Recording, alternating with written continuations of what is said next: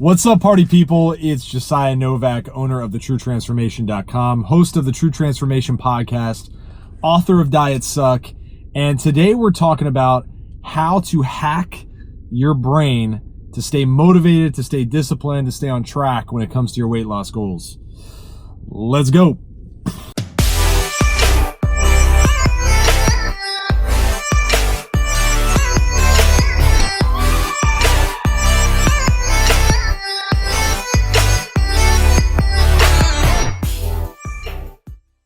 All right, so I'm in my car for this one, which I don't typically film in my car, but I read a passage out of a book last night.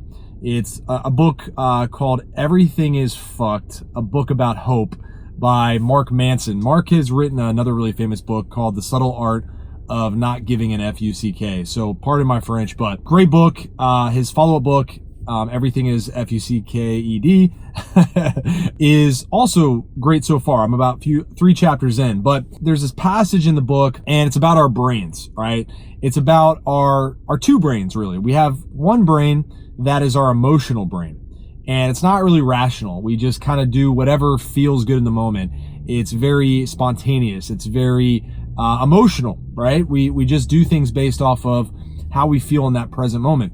We have another brain that is our thinking brain. It's very rational. It's calculated. It's slower than our emotional brain because it weighs the pros and cons.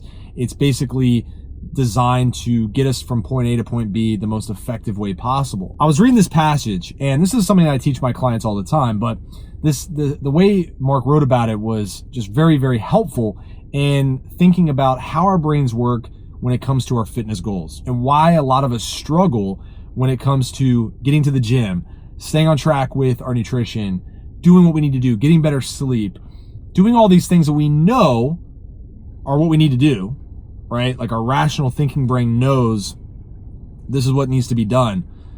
But yet, for some reason, we just can't do it because our emotional brain wants to do other things. Or our emotional brain doesn't want to do the boring stuff because it wants to feel good, right? Or maybe we did something in the past that made us feel crappy, and so we avoid something we know we need to do because of a past experience, a past emotional trauma. And I teach my clients this process of dealing with kind of mental blocks when it comes to going to the gym or cooking healthy meals or making better decisions and setting better habits and routines. And it's this process of negotiation. I've taught this to many clients for many years, but the way Mark put it, I had to make a video on it because this is a hack that you can literally start to use right now that will change whatever goal you have. And the reason I'm doing the car, I'll get to in a second, but let's say, for example, your goal is just to become a better husband or a better wife or a better employee or a better business owner. You can use this hack. It doesn't just apply to fitness. So I'm doing this video in the car because the analogy he used was our brain driving a car. Basically, our brain divided in half, so 2 brains driving the car. Which part of our brain, our emotional part or our rational thinking brain, which brain is in control? It's a question he posed in the book. And I thought about it and I thought, I'm going to guess my thinking brain is in control, but my emotional brain is kind of that noisy, annoying backseat driver. And you might be thinking the same thing, but guess what? We're totally wrong. We're absolutely off the mark. Our emotional brain drives our consciousness car, right? Our thought process, our day-to-day, what we're doing is basically led by our emotional brain. Our emotional brain is in the driver's seat of our mental car. Our thinking brain is the co-pilot, basically. It's the passenger helping to make sense of the emotion that we're experiencing. It's helping to rationalize these emotions so that it kind of gives us permission to do things that make us feel good by rationalizing these emotions.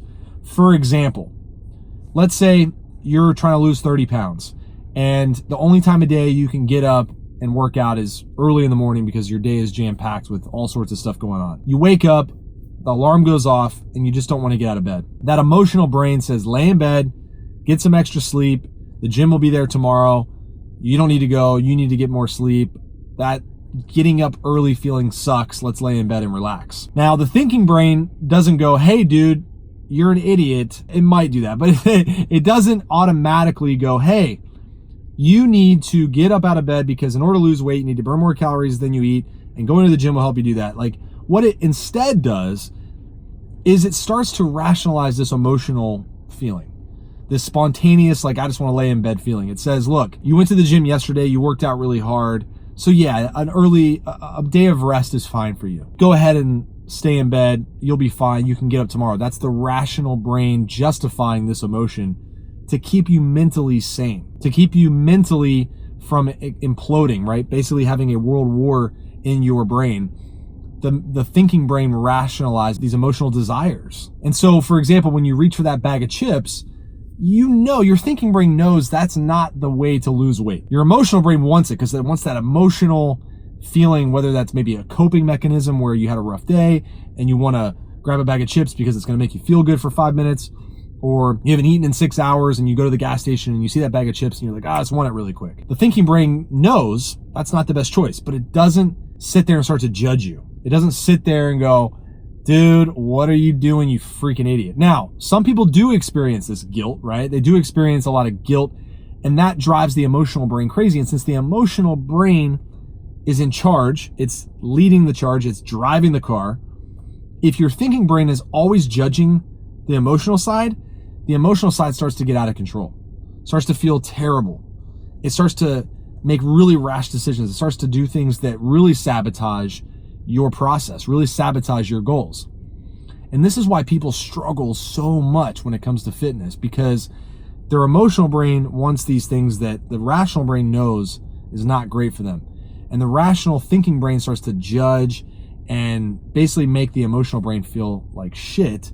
And therefore the emotional brain goes insane even more and goes, no, I'm just gonna do whatever I want. Screw fitness. I'm gonna go to a buffet. I'm gonna order pizza. I'm gonna get ice cream. I'm gonna do whatever I wanna do because that's what I'm gonna do. No one's gonna judge me. So this is what I teach my clients when we go through this process, because losing weight's not easy. It's hard, man, especially when we're dealing with these emotional and rational thoughts. Here's what we got to do. We have to start negotiating kindly with our brains. Here's what that looks like. Let's go back to that scenario where you wake up, you don't want to go to the gym. Instead of judging yourself and being like, you idiot, get out of bed, and you're like, no, I'm not going to get out of bed, and your emotional and thinking brain are going back and forth, let's use our thinking brain to negotiate with our rational brain. Start giving our emotional brain an emotional reason for doing something, even if it's something small. Here's a perfect example. So you wake up, you don't want to go. The emotional brain says, no, I want to lay in bed. I want to stay. It's warm in the bed. I'm tired. I'm sore. I don't want to get out of bed. Instead of the thinking brain saying, dude, you're lazy. This is never going to work. You need to get out of bed if you want to lose weight. Here's what we need to start thinking about. Let's think about the end result.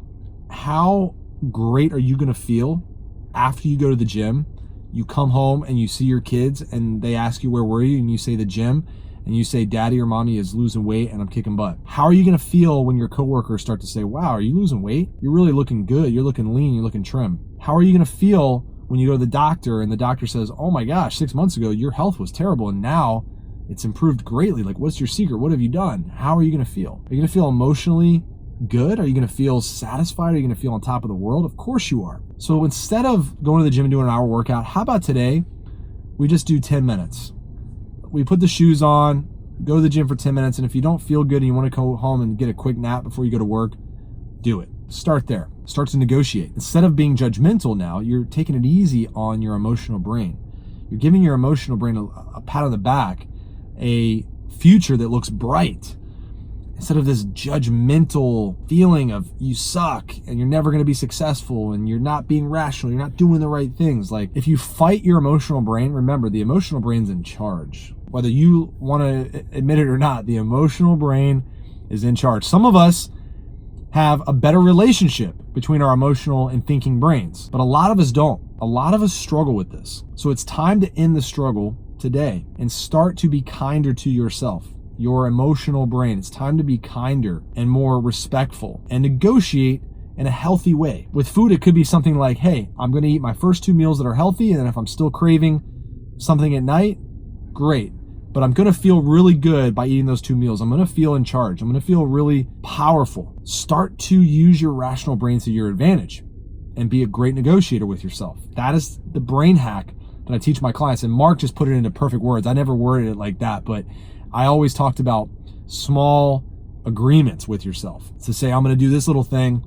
And then if that goes well, I'm going to do this. And if that goes well, I'm going to do this, and start to build and build and build and build. Before you know it, your emotional brain is doing the things that the rational brain knows it should be doing because of the emotional high you're getting by doing the right things. But we got to get to that point, and we're not going to get there by beating our emotional brain into submission. We're only going to get there by being a good negotiator. So if this video was helpful and you enjoyed it, do me a favor, hit the like button below, leave a comment. It really does help. Subscribe to the channel if you haven't already. Hit the subscribe button below, and that way you're notified every time I release a video. We are going to be releasing a video moving forward Monday, Wednesdays, and Fridays every single week to help you transform your body, your mindset, and all areas of your life that you want to improve, and do so in a way that allows you to keep the results forever. If you're interested in getting some more help from me, I have a couple free resources for you. If you go in the description of the video below, I have 2 free books. One is my weight loss secrets book. The other is my social eating guide that allows you to eat anywhere, anytime, barbecues, restaurants, drink alcohol, and still get results for your fitness goals. If you're interested in those things, you can go grab them in the link below. They're free, so go check them out. Until next time, I'm Josiah Novak, signing off. Talk to you soon. Peace.